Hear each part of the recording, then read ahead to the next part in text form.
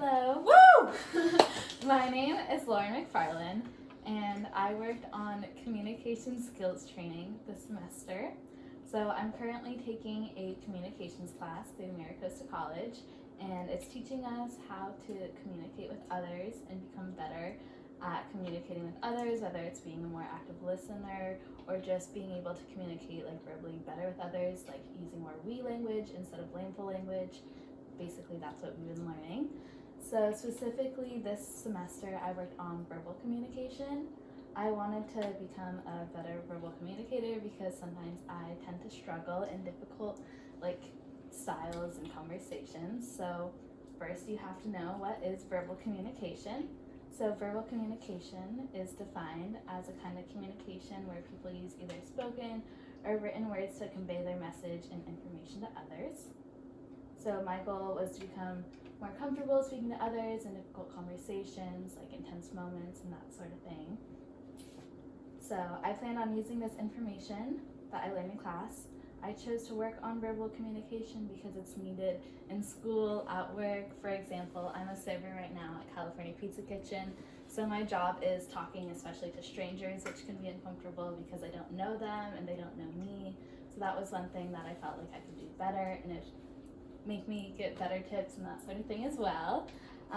There's really no way to get around verbal communication or hard conversations. It's needed all the time.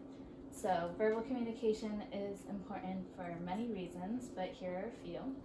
It improves relationships with friends, family, as well as peers, coworkers.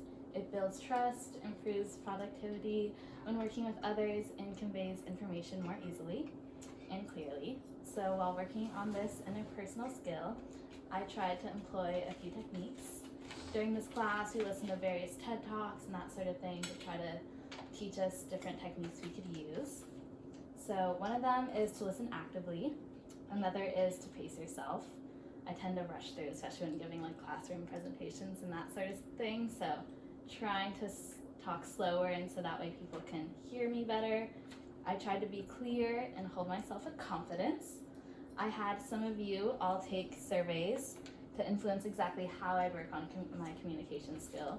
So I know Shelby and I think Diana and my sister, they all filled out little surveys about what they thought and ranked kind of like how I talk and that sort of thing. And so that was used, and I also did other surveys as well with my classmates. And I did another speech before this, and they helped to give me some criticism on how to become better. And I also did a self-reflection to where I had to rank and figure out what my greater strengths and weaknesses are. For example, providing like positive feedback is a lot easier for me than providing like negative or like criticism to someone. So most of my efforts in practicing this verbal communication was done with my housemates, just because I live with you all. So every time I talk to you, I thought about it and thought about trying to be better and better listener to when you all talk. So for example, when issues with like overnight guests occurred or something like that, it gave me the opportunity to speak up. This is difficult because I really do not like to offer criticism. I also just try to be a better listener with my friends when I talk to them on the phone and that sort of thing because they're not here in Isla Vista. So that was it. And then I also realized I needed to consider how my communication style is. I tend to be a little bit straightforward, and sometimes we statements are a little bit better, so that way it doesn't feel so blameful and like it's the other person's problem when it's a two-way street. So that was one thing I did, and I tried to be receptive and adjust to that. And then another thing is, so I think everyone else can practice their communication skills as well. So I encourage you all to try it.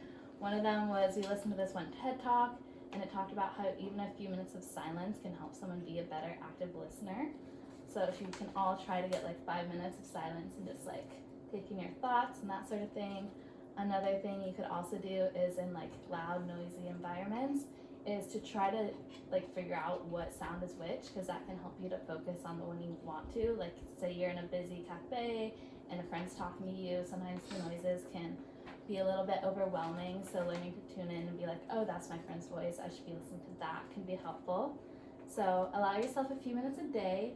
It doesn't take much time, and that can really help us to figure out what we need to focus on. So we can all spare a few minutes. Communication is a two-way street. And yeah, thank you all for listening.